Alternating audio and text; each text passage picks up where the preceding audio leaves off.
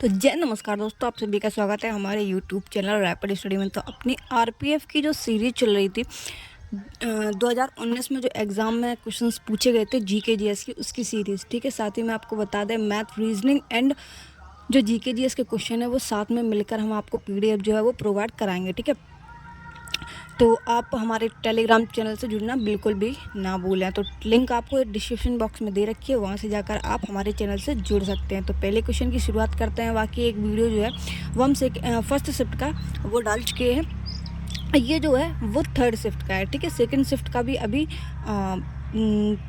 1-2 दिन में करा देंगे। धीरे धीरे जो है वो हम अपने जीके जीएस यहाँ से, क्योंकि हमें पता चलेगा कि प्रीवियस ईयर में क्वेश्चंस जो आरपीएफ में पूछे गए तो किस लेवल के पूछे गए, तो उसी लेवल पे हमें अपनी तैयारी करनी है। तो पहला क्वेश्चन ये है कि इनमें से कौन सा विकल्प जो है वो हवा की धूल और धुरी के कारण प्रकाश के फैलाव की घटना को उजागर करता है। तो जो टिंडल प्रभाव आपने सुना है, ये जो है क्या करता है कि हवा के जो धूल होते हैं और धुरी के कारण जो है वो प्रकाश को फैलाने का काम टिंडल प्रभाव का करता है। आपने 11th या 12th क्लास की बुक में पढ़ा होगा टिंडल प्रभाव, ठीक है। जो प्रकाश है वो कैसे सब जगह समान वितरित होता है, वो इसी के कारण होता है, ठीक है। दूसरा क्वेश्चन है कि निम्नलिखित में से किस समिति को चालू अर्थव्यवस्था समिति कहा जाता है। तो चालू अर्थव्यवस्था समिति जो है वो अनुमानित समिति को कहा जाता है। किसको? अनुमानित समिति को कहा जाता है। इसमें क्या होता है कि जो सरकार है वो संसद के माध्यम से जो है वो अर्थव्यवस्था को चालू करती है, ठीक है। जो चालू अर्थव्यवस्था है समिति संसद के माध्यम से सरकार करती है। इसके बाद अगला क्वेश्चन ये है कि इसी को अनुमानित समिति कहते हैं, ठीक है। ये क्वेश्चन याद रखेंगे, बहुत इंपॉर्टेंट क्वेश्चन है। आरपीएफ के बेस पे निम्नलिखित में बैडमिंटन खेल से संबंधित किस शब्द से संबंधित है। तो जो ड्रॉप है, कौन सा ड्रॉप जो है वो किससे संबंधित है? वो बैडमिंटन खेल से संबंधित है, ठीक है। बैडमिंटन में आपने देखा होगा एकदम पास में जाकर जब चिड़िया को वैसे कॉक बोलते हैं, एकदम पास में जाकर उसको वहीं पे ड्रॉप डाउन कर देते हैं, उसको बोलते हैं ड्रॉप, ठीक है। तो करीब मिलाकर यही चीज़ इसमें लिखी हुई है, ठीक है। आपको यही चीज़ हमने अपनी लैंग्वेज में समझाने की कोशिश की है। अगला क्वेश्चन ये है कि राष्ट्रपति राज्य मानवाधिकार आयोग के सदस्यों को किसकी सिफारिश पर हटा सकता है। जो राष्ट्रपति है वो राज्य मानवाधिकार आयोग के सदस्यों को किसकी सिफारिश पर हटा सकता है। तो ये राष्ट्रपति जो है राज्य मानवाधिकार के सदस्यों को राज्यपाल की सिफारिश पर इसको हटाने का कार्य होता है। इसमें राज्यपाल जो है ये बी वाले ऑप्शन पर क्लिक है, ठीक है। और इनके सदस्यों की जो नियुक्ति है वो भी राज्यपाल के द्वारा ही की जाती है, ठीक है। इसमें मानवाधिकार में 3 सदस्य निकाय होते हैं। कौन कौन से होते हैं? एक अध्यक्ष होता है। आयोग द्वारा जो विकल्प है वो ए को सही माना गया है इसमें, कि अध्यक्ष जो है, अध्यक्ष के द्वारा जो राष्ट्रपति है राज्य मानवाधिकार आयोग के सदस्यों को किसकी सिफारिश पर हटा सकता है? तो अध्यक्ष की सिफारिश पर हटा सकता है। लेकिन वैसे इसका जो आंसर है वो राज्यपाल है, ठीक है। लेकिन आयोग ने क्या माना है? अध्यक्ष जो है वो इसको माना है। अगला क्वेश्चन है कि निम्नलिखित में से राजवंशों में से किसने सिजेरियन शैली की वास्तुकला का परिचय दिया है। तो वास्तुकला का जो परिचय है वो किसने दिया है? तो चालुक्य वंश ने दिया है। किसने? चालुक्य वंश ने। भारतीय शाही राजवंश था जिसने 6वीं और 12वीं शताब्दी के बीच दक्षिणी और मध्य भारत के बड़े हिस्से पर शासन किया। इस वंश की स्थापना जो है वो पुलकेशिन प्रथम के द्वारा की जाती है। किसकी? चालुक्य वंश की स्थापना जो है वो पुलकेशिन प्रथम के द्वारा 543 में की जाती है, ठीक है। इसके अलावा इसको सिजेरियन शैली वास्तुकला का परिचय दिया गया। किसको? चालुक्य वंश को, ठीक है। इसकी स्थापना जो है वो किसने की थी? तो विजयालय ने इसकी स्थापना की थी। और ये जो चोल वंश है, चालुक्य वंश जिसको हम कहते हैं, ये दक्षिण भारत का एक राजवंश है। परमाणु केंद्र में परमाणु संख्या की कुल संख्या होती है। तो किसकी कुल संख्या होती है? तो प्रोटॉन की जो कुल संख्या है वो होती है, ठीक है। अगला क्वेश्चन है जब किसी धातु को उसके पतले अक्षरों से बनाया जा सकता तो उसे क्या कहते हैं? तो उसे हम कहते हैं वृद्धि। क्या कहते हैं? वृद्धि कहते हैं। न्यूटन के द्वारा गतिशील नियम के अनुसार, यानी कि इस पेपर से लग रहा है कि साइंस इसमें बहुत ज़्यादा पूछी गई है, ठीक है, क्योंकि साइंस के क्वेश्चन जो है वो 3-4 अब तक आ चुके हैं और हिस्ट्री से भी एक आ चुका है और पॉलिटी से भी एक आ चुका है, खेल से भी एक आ चुका है, यानी कि हमें पॉलिटी पे भी ध्यान देना है, खेल पे भी ध्यान देना है, स्टैटिक पे भी ध्यान देना है और साथ ही में साइंस पर भी ध्यान देना है। ठीक है, इस पेपर के अकॉर्डिंग तो हमको यही लग रहा है। ठीक है, वैसे नीचे क्वेश्चन जो है वो ज्योग्राफी के क्वेश्चन आए हुए हैं, तो ज्योग्राफी पे भी थोड़ा थोड़ा फोकस अपना बनाए रखना है इन सब चीज़ों पर। ठीक है, तो पूछा गया न्यूटन के दूसरे गतिशील नियम के अनुसार किसी वस्तु पर कार्य करने वाला बल उत्पाद क्या कहलाता है? तो त्वरण कहलाता है। क्या कहलाता है? त्वरण जो है वो कहलाता है। ठीक है, अगला क्वेश्चन है कि सुगंध देने वाले फूल मुख्यतः रूप से पाए जाते हैं। तो सुगंध देने वाले फूल मुख्यतः किससे? केसर में पाए जाते हैं। किसमें? केसर में। और केसर के लिए कौन सा राज्य है? तो जम्मू कश्मीर जो है वो केसर के लिए सबसे फेमस राज्य है। ठीक है, केसर में क्या होता है? केसर में जो वर्तिकाग्र बोलते हैं, जिसको हम मतलब हर फूल में होता है वर्तिकाग्र। ठीक है, तो उसको ही हम खाते हैं और उसी में जो है वो पीला पीला पदार्थ जो है वो निकलता है, और जिसको हम जाफरान भी कहते हैं। केसर को हम वैसे जाफरान के नाम से भी जानते हैं। ठीक है, आप वैसे काफ़ी लोगों को ये चीज़ पता होगी। अगला क्वेश्चन ये है कि भारत के किस राज्य में जवाड़ी और सेवारायन पहाड़ियाँ स्थित हैं? तो जवाड़ी और सेवारायन की जो पहाड़ियाँ हैं ये तमिलनाडु में स्थित है। कहाँ पर? तमिलनाडु में ये स्थित है। ये भी ज्योग्राफी का क्वेश्चन यहाँ पे आ गया। ठीक है, जवाड़ी और सेवारायन पहाड़ियाँ। ठीक है, ये पेपर इतना सिंपल है नहीं जितना आपको लग रहा है। आपको अभी इसमें बहुत सारे क्वेश्चन जो हैं वो नहीं आएंगे। ध्वनि की गुणवत्ता इसके किससे मापते हैं? फ्रीक्वेंसी से। किससे कहते हैं ना, कितने हर्ट्ज की फ्रीक्वेंसी है। आपने शायद जब आप ईयरफोन वगैरह ख़रीदते हैं तो उसमें फ्रीक्वेंसी ज़रूर चेक करते हैं कि मतलब कैसा बेस है उसका। ठीक है, कैसा सब कुछ है, तो क्या हम चेक करते हैं? फ्रीक्वेंसी चेक करते हैं। ठीक है, और वैसे अगर बात करें तो फ्रीक्वेंसी की जो वो होती है हर्ट्ज जो होती है, और एक मनुष्य की सुनने की जो क्षमता होती है वो हर्ट्ज में नापते हैं। जैसे 20 से लेकर 20,000 हर्ट्ज जो है वो मनुष्य के सुनने की क्षमता होती है। कम से कम इतना सुन सकता है और अधिक से अधिक फिर 20,000 हर्ट्ज सुन सकता है। ठीक है, इसके बाद अगला क्वेश्चन ये है कि पाल साम्राज्य का संस्थापक कौन था? तो पाल साम्राज्य का जो संस्थापक था वो कौन था? तो गोपाल था। कौन था? गोपाल जो है वो पाल वंश के संस्थापक थे, और ये उत्तर भारत का सबसे शक्तिशाली और महत्वपूर्ण साम्राज्य माना जाता था जो पाल वंश है। इसके संस्थापक गोपाल थे, अभी बताया है। इस वंश का अंतिम शासक कौन था? तो गोविंद पाल जो है इसके अंतिम शासक थे पाल वंश के। ठीक है, लगभग 4 सदियों तक शासन किया था पाल वंश ने, और बौद्ध धर्म को जो अत्यधिक संरक्षण दिया था वो भी पाल वंश के ही द्वारा। बौद्ध धर्म को सबसे ज़्यादा संरक्षण जो है वो इन्हीं ने दिया था। ट्रॉफी से संबंध एक फिर से क्वेश्चन ट्रॉफी से आया है। ठीक है, अभी ड्रॉप बताया था हमने वो टेनिस में जो है वहीं पे छोड़ देते हैं। ठीक है, पास में बिल्कुल अभी ये चीज़ हमने आपको क्लियर कराई थी। तो ट्रॉफी से संबंध में MVP शब्द का पूरा नाम क्या है? तो MVP का मतलब होता है, M का मतलब होता है मोस्ट, V का मतलब होता है वैल्यूएबल, P का मतलब होता है प्लेयर, मोस्ट वैल्यूएबल प्लेयर। ठीक है, तो इसका जो यानी कि सबसे मूल्यवान जो खिलाड़ी होता है उसको बोलते हैं। वैल्यूएबल का मतलब तो मूल्यवान होता है, तो जो सबसे मूल्यवान खिलाड़ी होता है उसको हम MVP के नाम से जानते हैं। ठीक है, अगला क्वेश्चन है कि मिलिंद पन्हो पाठ किससे संबंधित है? तो मिलिंद पन्हो पाठ जो है ये बौद्ध धर्म से संबंधित है। किससे? बौद्ध धर्म से संबंधित है, और बौद्ध धर्म का एक ग्रंथ है मिलिंद पन्हो। ठीक है, जैन धर्म से आप तो सभी को पता है, और जैन धर्म में 2 होते हैं, श्वेतांबर और दिगंबर। ठीक है, श्वेतांबर वो होते हैं जो वस्त्र धारण करते हैं सफ़ेद कलर के, और दिगंबर वो होते हैं जो दिशा को अपने वस्त्र मानते हैं। जो निर्वस्त्र होते हैं उनको दिगंबर के नाम दिगंबर से हम जानते हैं। ठीक है, वो वस्त्र धारण नहीं करते हैं। मिलिंद पन्हो की बात कर लेते हैं, तो ये एक बौद्ध ग्रंथ है। इसमें ये चीज़ नीचे लिखी है, लगभग इसकी रचना काल लगभग 100 ईसा पूर्व है। इसकी बौद्ध भिक्षु नागसेन नागसेन तथा भारत यूनानी शासक मिलिंद के बीच संवाद का वर्णन है। मिलिंद पन्हो में किसका वर्णन है?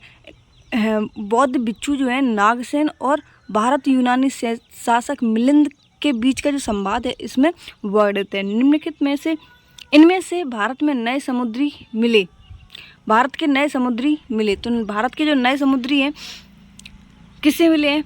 तो 15वें का क्वेश्चन जो है उसका आंसर है कौन? जो वास्को डी गामा है, इन्होंने क्या किया था 1497 में ये एक पुर्तगाली थी। कौन थे? पुर्तगाली थी। कौन? Vasco D gamma. जब ये 1497 में इन्होंने भारत की खोज के लिए निकले और 1498 में ये कहाँ पर आए थे? तो केरल के कालीकट बंदरगाह पर इन्होंने ये सबसे पहले पहुँचे। ठीक है, इन्होंने फिर क्या किया था? वास्को डी गामा समुद्र रास्ते से भारत पहुँचने वाला प्रथम यूरोपियन नाविक था, यानी कि भारत की जिसने खोज की थी वास्को डी गामा 1498 में। ये भारत के कालीकट बंदरगाह पर, केरल के कालीकट बंदरगाह पर ही सबसे पहले पहुंचा था। ठीक, कौन? वास्को डी गामा इसका करेक्ट आंसर हो जाएगा। हैंडबॉल खेल के खेल क्षेत्र को क्या कहते हैं? यानी कि फिर से एक देखो क्वेश्चन आ गया, यानी कि हमको स्टैटिक में जाना है थोड़ा सा। ठीक है, स्टैटिक से लगभग 8 से 10 क्वेश्चन जो है वो आपके बनेंगे, और खेल से संबंधित जो भी चीज़ें होंगी वो आखिरी टाइम में लगभग 1 महीना जब बचेगा तो चीज़ें हम कवर कर लेंगे, क्योंकि नई नई चीज़ें जो है वो काफ़ी आ जाती हैं तब तक। तो हैंडबॉल खेल के खेल क्षेत्र को क्या कहते हैं? क्या कहते हैं? कोर्ट कहते हैं। को क्या कहते हैं? कोर्ट कहते हैं। जो हम जहाँ पे हैंडबॉल खेलते हैं ना, उस चीज़ को हम कोर्ट कहते हैं। ठीक है, ट्रैक पर क्या होता है? हम रनिंग करते हैं। क्या करते हैं? रनिंग करते हैं। कोर्स कुछ होता नहीं, हीरा कुछ होता नहीं। ठीक है, और इस कोर्ट की लंबाई कितनी होती है जिसमें हम हैंडबॉल खेलते हैं? तो 40 बाई 20 होता है। क्या होता है? 40 इसकी लेंथ होती है और 20 इसकी ब्रीथ होती है। ठीक है, ट्रैक अभी बता चुके, रेसिंग के लिए प्रयोग होता है। पशुपति किस काल से मनाया जाता है? तो पशुपति जो है वो किससे संबंधित है? आपने हड़प्पा सभ्यता सुनी होगी। ठीक है, सिंधु घाटी सभ्यता जिसको हम जानते हैं, इसी में आपने पशुपति नाम से सुना होगा। जो वहाँ के लोग थे वो किस भगवान की पूजा करते? तो पशुपति की जो पूजा है वो ये लोग करते थे। अगला क्वेश्चन है, और हड़प्पा सभ्यता की जो खोज है वो 1921 में दयाराम साहनी के द्वारा हड़प्पा सभ्यता की खोज की गई थी। ठीक है, निम्नलिखित में से कौन सी एक संक्रामक बीमारी है? यानी कि हमें बीमारियां भी देखनी है अपने अकॉर्डिंग, कि कौन सी कवक से होती हैं, कौन सी प्रोटोजुआ से होती हैं। ठीक है, कौन सी जीवाणु है, कौन सी विषाणु है, ये सब हमें अपनी क्लियर कर लेनी है। एक कॉपी बना लीजिए, उसमें हमें टॉपिक बाय टॉपिक लिखना है कि कौन कौन से टॉपिक्स पूछे जाते हैं। टाइफाइड रोग जो है वो एक संक्रामक रोग है। तो ये होती कैसे है? तो सूक्ष्म जीवों से ही होते हैं, जैसे वायरस है, बैक्टीरिया है, प्रोटोजोआ है, कवक है। ये सभी जो है वो कैसे हैं? संक्रामक बीमारी हैं। और ये अपने शरीर में कैसे जाती हैं? तो अपने जो खाने पीने के माध्यम से होती है, ये अपने शरीर में चली जाती हैं संक्रामक बीमारी। बाकी अगर कैंसर, गठिया, हीमोफीलिया इनकी बात करें तो ये संक्रामक रोग नहीं है। ठीक है, ये अपने शरीर में किसी चीज़ को खाने पीने से नहीं होते हैं। ठीक है, हीमोफीलिया है, ये जो है मतलब अपने शरीर में अंदर हम खाने पीने के माध्यम से लेकर नहीं जाते हैं। ठीक है, इनके बचाव के लिए वैसे तो टीका उपलब्ध है, मेडिकल लाइन में जो है वो टीका उपलब्ध है। ठीक है, अगला क्वेश्चन है कि निम्नलिखित में से कौन तारा आपके सबसे करीब है? तो आपने एक सुना होगा प्रॉक्सिमा सेंचुरी, नाम सुना होगा प्रॉक्सिमा सेंचुरी, लेकिन पता नहीं होगा। तो ये अपने सबसे करीब तारा माना जाता है। आप शाम के टाइम देखना, पश्चिम की ओर जब सूर्य ढल जाता है तो सबसे पहले यही चमकता है। ठीक है, तो ये अपनी सबसे करीब माना जाता है, जिसको हम सेंचुरी सी के नाम से भी जानते हैं। प्रॉक्सिमा सेंचुरी को है तारामंडल में स्थित एक लाल बौना तारा है। कौन सा? यही जो है, इसको हम लाल बौना तारा के नाम से भी जानते हैं। सूर्य के बाद प्रॉक्सिमा सेंचुरी हमारी पृथ्वी के सबसे नज़दीकी तारा है। इसकी दूरी 4.24 प्रकाश वर्ष की दूरी है। प्रकाश वर्ष का मतलब है कि जो प्रकाश वर्ष है वो क्या है? एक दूरी है। क्वेश्चन पूछा जाता है कि प्रकाश वर्ष क्या है, तो ये एक दूरी है। ठीक है, ये सेंटोरस तारामंडल में स्थित है। कहाँ पर स्थित है? ये सेंटोरस तारामंडल में स्थित है। कौन सा? लाल बौना तारा जिसको हम बोलते हैं। ठीक है, इसको हम और प्रॉक्सिमा सेंचुरी के नाम से भी जानते हैं और सेंचुरी सी के नाम से भी जानते हैं। सार्वजनिक संपत्ति स्रोतों के अति प्रयोगों को क्या कहा जाता है? तो इसको सार्वजनिक स्रोतों की त्रासदी कहा जाता है। क्या कहा जाता है? सार्वजनिक त्रासदी कहा जाता है। संसद के संयुक्त सत्र का संचालन करने के लिए अध्यक्ष के रूप में अनुपस्थित रहते हुए सत्र का संयोजक कौन करता है? तो सत्र का संयोजक कौन करता है? तो लोकसभा जो उपाध्यक्ष होते हैं, किसके? लोकसभा जो उपाध्यक्ष होते हैं, संसद के संयुक्त सत्र का संचालन जो है इसके द्वारा किया जाता है।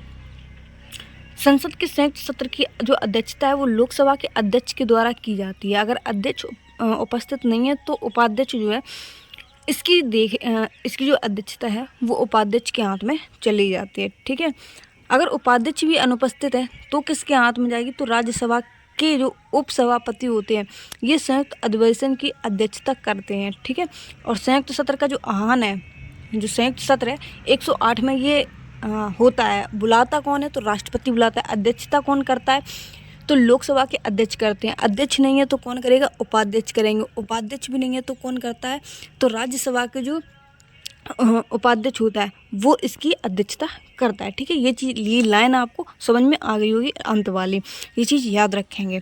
और 108 आर्टिकल है जो संयुक्त बैठक के लिए है। पैरा ओलंपिक में स्वर्ण पदक जीतने वाले पहले भारतीय कौन थे, तो क्या पूछा गया, स्वर्ण पदक यानी कि गोल्ड मेडल जो है वो पैरा ओलंपिक में, एक होता है ओलंपिक, एक होता है पैरा ओलंपिक। आपको हमने MTS में समझाई थी कि ओलंपिक होता है जो नॉर्मल अपाहिज लोग जो नहीं होते हैं, ठीक है, जिसको हम विकलांग की श्रेणी में नहीं रखते हैं, नॉर्मल जो इंसान होते हैं जैसे, ठीक है। और पैरा ओलंपिक में जो है वो विकलांग लोग जो होते हैं वो पैरा ओलंपिक में जाते हैं। पैरा ओलंपिक में स्वर्ण पदक जीतने वाले यानी कि गोल्ड जीतने वाले पहले भारतीय कौन थे, तो मरियम थंगावेलु जो है ये ऊंची कूद में, कहाँ पर, ऊंची कूद में मरियम थंगावेलु ने 2016 के रियो डी जेनेरियो में इन्होंने जो ग्रीष्मकालीन ओलंपिक खेलों में स्वर्ण पदक जीता था। ठीक है, और मैरी कॉम भारतीय मुक्केबाज हैं। कौन है, मैरी कॉम जो है वो बॉक्सिंग से संबंधित हैं। ये तो पूरी इंडिया को बच्चे को पता है कि जब से मैरी कॉम मूवी आई थी तब से। ठीक है, यह मणिपुर की निवासी है। कौन, मैरी कॉम जो है वो मणिपुर की निवासी है। दीपा कर्माकर कौन है, तो दीपा कर्माकर जो है वो भारतीय जिम्नास्टिक है। कौन है, भारतीय जिम्नास्टिक है। और हिमा दास कौन है, तो हिमा दास एक धावक है। ठीक है, इन्हें हिमा दास को बहुत एक टाइम में, ये अपने टाइम पे बहुत प्रचलित थी, शायद 2017-18 की बात है तब की। ठीक है, अगला क्वेश्चन कौन सा है, कोशिका के विभाजन में जन कोशिकाओं की तैयारी के लिए एक मूल कोशिका को क्या कहा जाता है, तो 2 समान में विभाजित किया जाता है मूल कोशिका को। ठीक है, जनन कोशिका एक मूल कोशिका को 2 समान विभाजनों में विभाजित किया जाता है। कोशिका शरीर की मूल इकाई है। कौन सी है, कोशिका शरीर की मूल इकाई है। 1665 में रॉबर्ट हुक के द्वारा कोशिका की खोज की जाती है और कोशिका के अध्ययन को साइटोलॉजी कहा जाता है। ठीक है, तंत्रिका कोशिका मानव शरीर की सबसे बड़ी कोशिका है। नाट्य शास्त्र की बात कर लेते हैं, तो नाट्य शास्त्र के लेखक कौन है, भरत मुनि जो है इन्होंने नाट्य शास्त्र की रचना की है। इसके अलावा इसमें कुछ भी इम्पोर्टेंट नहीं है। जिन्होंने संगीत रत्नाकर महत्वपूर्ण ग्रंथ की रचना की है। ठीक है, आगे चलते हैं अगले क्वेश्चन पर। अंतर राज्य परिषद किस मंत्रालय के अंतर्गत आता है, तो अंतर राज्य परिषद जो है वो गृह मंत्रालय के अंतर्गत में आता है। ठीक है, और किस अनुच्छेद के अंतर्गत आता है, तो 263 के अंतर्गत में जो है अंतर राज्य परिषद जो है वो गृह मंत्रालय के अंतर्गत में आता है। थाल घाट मुंबई और किसको जोड़ता है, थाल घाट जो है वो मुंबई और नासिक को जोड़ने का काम थाल घाट का होता है। किसको, मुंबई और नासिक को जोड़ने का जो काम है वो थाल घाट का होता है। ठीक है, जो कि भारत का एक प्रमुख दर्रा माना जाता है। यह पश्चिमी घाट में स्थित है। कहाँ पर, थाल घाट जो है वो मुंबई और नासिक को जोड़ने का काम करता है। ये कहाँ पर है, ये पश्चिमी घाट में स्थित है। इसमें होकर मुंबई कोलकाता मार्ग गुजरता है। मुंबई को नासिक से जोड़ने का काम जो है वो थाल घाट दर्रे का है। निम्नलिखित में से कौन क्रिकेट विश्व कप से संबंधित नहीं है। देखो फिर से एक खेल से संबंधित क्वेश्चन आया, तो हमें खेल पे विशेष ध्यान देना है अभी। ठीक है, तो जो कलिंग कप है ये संबंध नहीं है। ईरानी रणजी देवधर ट्रॉफी जो है ये सभी किससे हैं, ये सभी जो है क्रिकेट से संबंधित हैं। ठीक है, कलिंग कप किससे संबंधित है, तो कलिंग कप जो है वो फुटबॉल टूर्नामेंट से संबंधित है।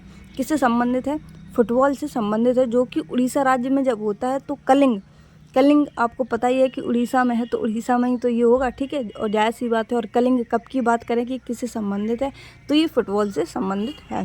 पुरुषों में जो गुणसूत्र होते हैं, यानी कि अब आगे बायोलॉजी की वाली, मतलब बायोलॉजी पे भी हमें थोड़ा थोड़ा अपना ध्यान देना है। पुरुषों में कौन से सेक्स जीन मौजूद होते हैं, तो XY जो है वो गुणसूत्र जो है वो पुरुषों में होते हैं और महिलाओं में जो है वो 2 एक्स यानी कि एक्स और एक्स जो है वो महिलाओं में गुणसूत्र होते हैं, और जबकि पुरुष में एक एक्स होता है और दूसरा बाई गुणसूत्र होते हैं। एक सामान्य मनुष्य में कितने गुणसूत्र होते हैं? तो 46 गुणसूत्र जो हैं एक मनुष्य में होते हैं। गुणसूत्र को मानव के अनुवांशिक गुणों का वाहक माना जाता है। इसमें जोड़े कितने होते हैं?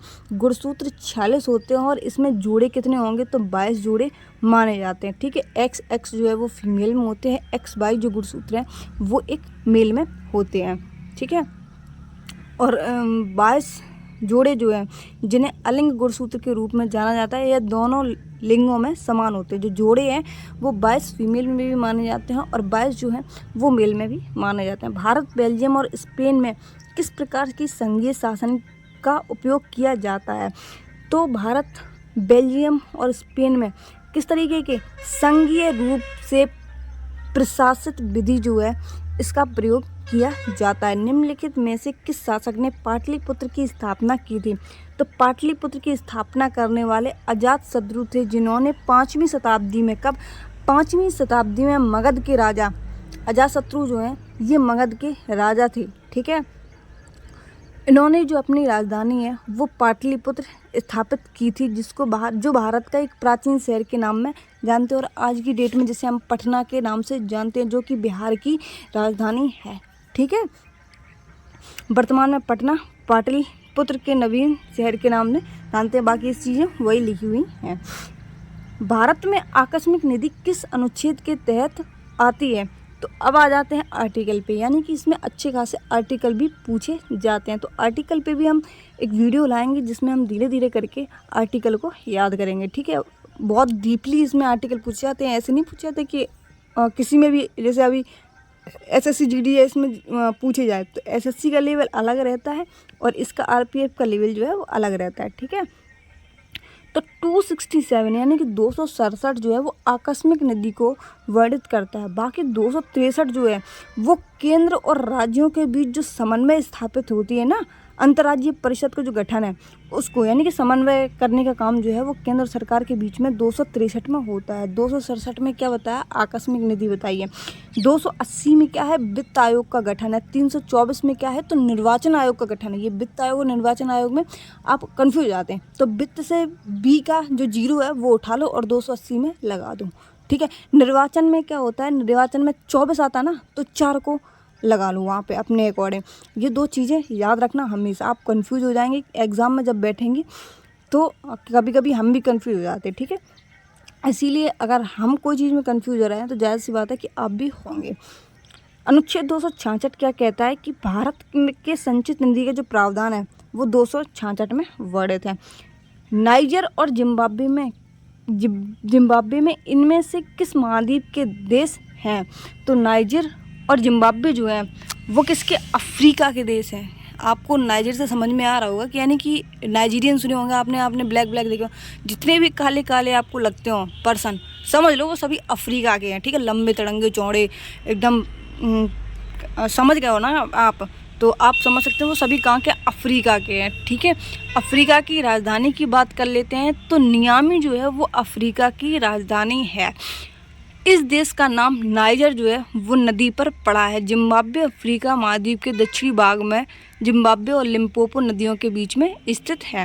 ठीक है, बाकी इसमें कुछ इंपॉर्टेंट नहीं, बस ये इम्पोर्टेंट है, नाइजर नदी के नाम पर जो है वो नाइजर और जिम्बाब्वे का नाम जो है वो पड़ा है और ये अफ्रीका के देश हैं। ठीक है, और अफ्रीका की जो राजधानी है वो क्या है? नियामी है। क्या है? नियामी है। चलते हैं अगले क्वेश्चन पे कि राज्य मानवाधिकार आयोग का अध्यक्ष कौन होता है?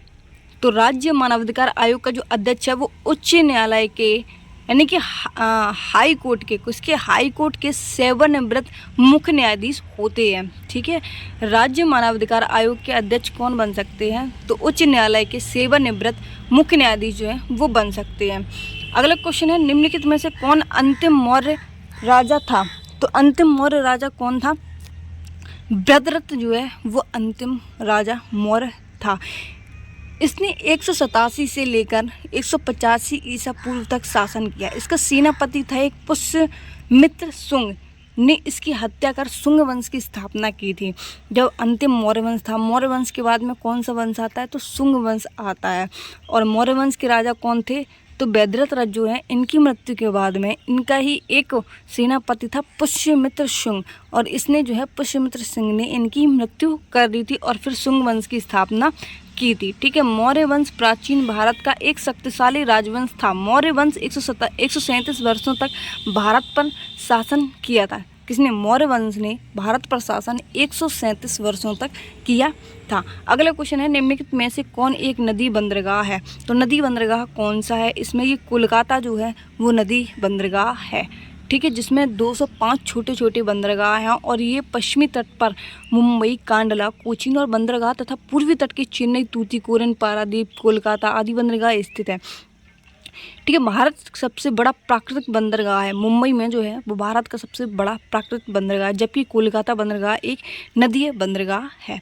किस राज्य में मधुबनी चित्रकला से संबंधित जो है वो एक सेट में अभी हमने जो कराया है उस सेट में भी आपसे ये पूछा गया था। मधुबनी चित्रकला जो है, यानी कि चित्रकला हमें सभी की याद रख लेनी है। ठीक है, तो मधुबनी कहाँ की है, तो मधुबनी जो चित्रकला है ये है बिहार की। कहाँ की है, बिहार की। मिथिलांचल जो है ये कहाँ की है, तो मिथिलांचल जो है इसको संस्कृति को दिखाया गया है।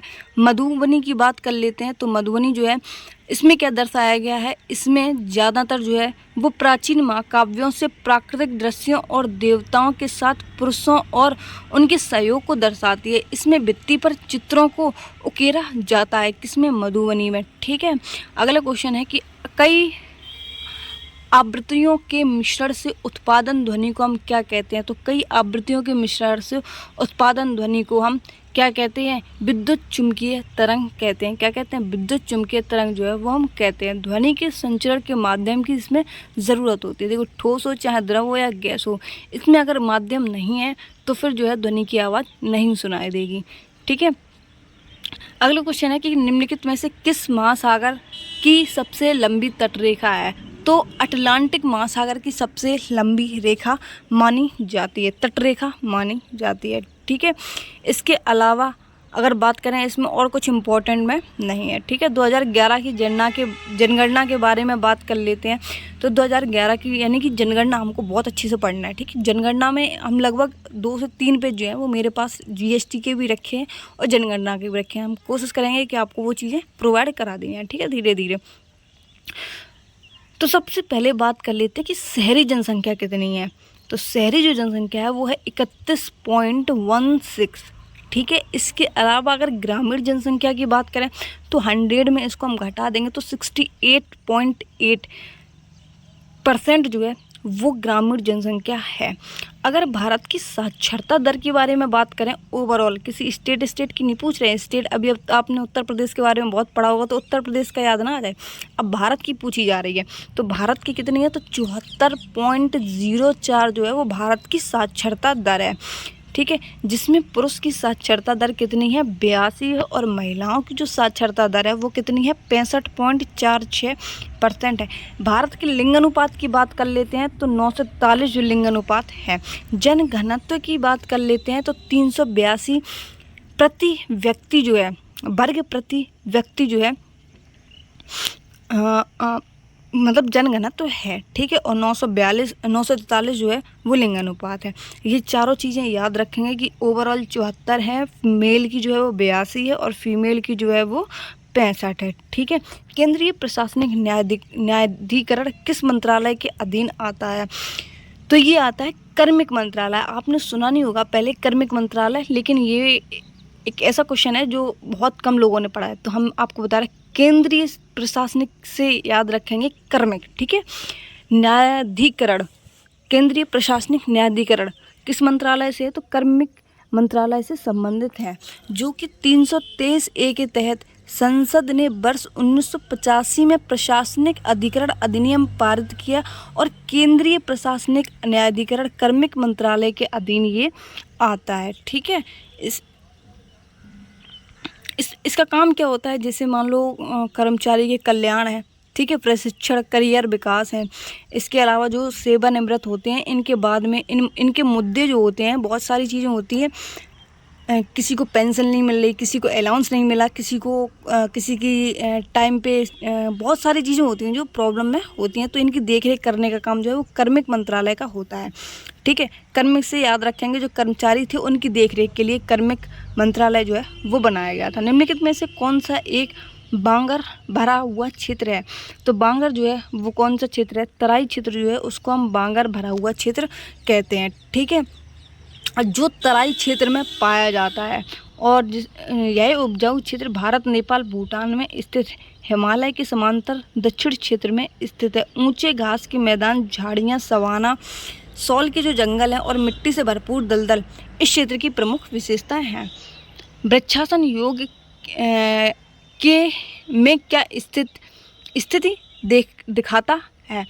तो वृक्षासन योग जो है वो किसको दिखाता है? ये पेड़ को दिखाता है। किसको दिखाता है? वृक्षासन यानी वृक्ष यानी कि पेड़ से ही संबंधित होगी ना कोई चीज़ होगी। तो समान खड़े होने वाले योगासन है, जो वृक्ष पेड़ के समान खड़े होने वाले योगासन है। यानी कि वृक्षासन दो शब्दों से मिलकर बना है, वृक्ष अर्थात पेड़ और आसन अर्थात मुद्रा। वृक्ष की मुद्रा में खड़ा रहना, इस योग को ध्यान योग भी कहा जाता है। ठीक है, किससे संबंधित है? तो पेड़ से संबंधित है। डोलू कुंठा, अब आ गया ये क्या है?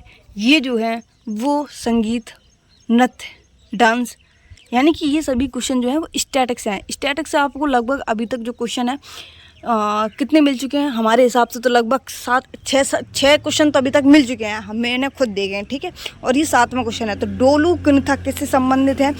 ये है किससे? कर्नाटक से संबंधित। कौन सा? डोलू कुंठा। ठीक है, इसमें 12 से 16 लोग जो हैं वो मौजूद होते हैं और इसमें भगवान शिव का एक रूप होता है और उसकी इसमें पूजा की जाती है डोलू कुंठा में। ठीक है, यक्षगान, वीरगासे, नागमंडला और भी बहुत सारे ऐसे नृत्य हैं जो कर्नाटक में किए जाते हैं। ठीक है, केरल की बात कर लें हमने। केरल आपको शायद, वैसे हम एमटीएस के लिए सीरीज चला रहे हैं, अगर स्टैटिक और साइंस के कुछ क्वेश्चन जो हैं वो शुरुआत में स्टैटिक मिलेगी और लास्ट में जो है वो साइंस मिलेगी। बीच में पॉलिटी भी है, ज्योग्राफी भी है, हिस्ट्री भी है। अगर आप वो देखना चाहें तो देख सकते हैं। वैसे हमने उस पर आरपीएफ भी डाला है, इसी वजह से हमने उसमें आरपीएफ डाला है, क्योंकि हमें पता है कि क्वेश्चन जो है वो कहाँ से क्या पूछे जा रहे हैं। ठीक है, तो आपसे पूछा जाए कि डोलू कुंठा में किस भगवान की पूजा होती है? तो भगवान शिव की होती है और ये कहाँ मनाया जाता है? तो ये कर्नाटक में डोलू कुंठा मनाया जाता है। ठीक है, राष्ट्रीय मानवाधिकार आयोग की जो स्थापना वर्ष है वो कब है? तो ये है 1993 में राष्ट्रीय मानवाधिकार आयोग की स्थापना मानी जाती है। इसमें क्या है कि इनके सदस्यों का जो कार्यकाल है वो 5 वर्ष या 70 वर्ष इनके सदस्यों का कार्यकाल होता है। वैसे तो 5 साल सभी का कार्यकाल माना जाता है। ठीक है, और अधिकतम कितना? 70 वर्ष। भारतीय नियोजन के वास्तुकार के रूप में किसे जाना जाता है? तो भारतीय नियोजन के वास्तुकार के रूप में किसको जाना जाता है? मोस्ट इंपॉर्टेंट क्वेश्चन है, याद रखेंगे। क्वेश्चन पूछे जाने की अति प्रबल संभावना होती है ऐसे क्वेश्चन। तो पीसी महालनोबिस, जैसे हार्ड क्वेश्चन बोलते हैं ना, तो हम वो प्रीवियस ईयर से क्वेश्चन जो है हार्ड क्वेश्चन फिर आगे आने वाली एग्जामों में भी पूछने की संभावना बन सकती है। तो पीसी महालनोबिस जो है वो भारतीय नियोजन के वास्तुकार माने जाते हैं। बहुत कम विक्रेता एवं अधिक क्रेता किस बाजार के लक्षण हैं? तो ये किसके लक्षण हैं? अल्पाधिकार बाजार के जो लक्षण हैं। ये क्वेश्चन किस में आ गया? ये इकोनॉमिक्स में क्वेश्चन चला गया। ठीक है, तो अब इकोनॉमिक्स के क्वेश्चन जो है वो 1-2 पूछे गए हैं। फिर अंतिम क्वेश्चन है, भारत सरकार के माध्यम से खाद्यान्न खरीदती है, तो किसके माध्यम से खाद्यान्न खरीदती है? तो 47 के करेक्ट आंसर कौन सा है? तो भारतीय खाद्य निगम के अकॉर्डिंग। अरे खाद्य ये बोला गया तो खाद्यान्न इसी से संबंधित होगा, तो इस क्वेश्चन में और कुछ एक्स्ट्रा पढ़ने के लिए नहीं था। महात्मा गांधी राष्ट्रीय रोजगार गारंटी योजना, मोस्ट इंपॉर्टेंट क्वेश्चन है, क्लिक कर लेंगे, बहुत अच्छे से इन चीज़ों के बारे में पढ़ेंगे। तो महात्मा गांधी राष्ट्रीय रोजगार गारंटी योजना जो है वो कब आता है? 2005 में जो है वो आता है, जिसको मनरेगा के नाम से भी जानते हैं, एमजी नरेगा। ठीक है, मनरेगा के नाम से भी हम जानते हैं। ठीक है, ये कब आता है? ये 2005 में आता है। इसमें क्या होता है? इसमें 100 डेज़ का जो वर्क है वो दिया जाता है। वैसे कुछ जगहों पर जैसे उत्तराखंड वगैरह, उत्तराखंड है या झारखंड है एग्जैक्टली मुझे याद नहीं है, लेकिन शायद झारखंड है, यहाँ पर 150 दिनों का काम दिया गया है। ठीक है, एक जगह पे 121 दिनों का काम दिया गया है। लेकिन एमजी नरेगा के द्वारा कितने दिनों का काम दिया जाता है, तो 100 दिनों का जो काम है वो दिया जाता है। ठीक है, इसमें बोला भी गया कुछ जिलों को छोड़कर संपूर्ण देश में ये लागू है। सिकंदर ने भारत पर कब आक्रमण किया था, तो 326 ईसा पूर्व, यानी कि कब, 326 बीसी। आपने 326 बीसी पढ़ा होगा, लेकिन 326 ईस्वी भी लिखा है, 326 ईसा पूर्व लिखा है, तो याद रखेंगे 326 बीसी, बिफोर क्राइस्ट को क्या बोलते हैं हम, ईसा पूर्व बोलते हैं। ठीक है, इसके अलावा हम बात करें कि किस बिल के बिना सरकार जो है वो भारत में सामूहिक कोष से पैसा निकाल सकती है, तो भारत सरकार जो है वो पैसा किस सामूहिक कोष के द्वारा निकाल सकती है, तो विनियोग विधेयक जो है इसके द्वारा जो पैसा है वो निकाल सकती है। किसके, विनियोग विधेयक के द्वारा। इस क्वेश्चन को भी लगभग 3 से 4 बार हम पढ़ेंगे, क्योंकि अभी हमने कितने 4 से 5 ऐसे क्वेश्चन बता दिए जो बहुत मोस्ट इम्पॉर्टेंट क्वेश्चन में आ जाते हैं। ठीक है, ऐसे क्वेश्चन देखो सबको पता नहीं होते, जिसने प्रीवियस ईयर लगाया होता है उन्हीं सबको पता होता है। इसकी PDF आपको हमारे टेलीग्राम चैनल पर मिल जाएगी। अगर आपको नहीं मिलती है तो आप @ लगाकर रैपिड स्टडी 1 लिखेंगे तो आपको मेरा चैनल यूट्यूब पर भी मिल जाएगी और टेलीग्राम चैनल पर भी मिल जाएगा, बिना स्पेस के आपको लिखना है। ठीक है, तो मिलते हैं अपने नेक्स्ट वीडियो में, तब तक के लिए जय हिंद, बाय बाय। और इसकी PDF जो है वो आपको मैथ, रीजनिंग और साथ ही में GK GS फुल PDF इसकी आपको मिलेगी। मैथ आप अपना सॉल्यूशन कर लेना। मिलते हैं, बाय बाय।